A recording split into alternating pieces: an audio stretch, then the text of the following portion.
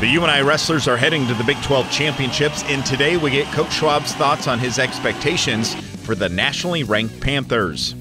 We'll break down the men's basketball awards handed out in St. Louis at Arch Madness, bring you a story on a steady contributor for the women's basketball team, preview the 2019 Rally in the Valley, and look back at a Hall of Fame wrestler.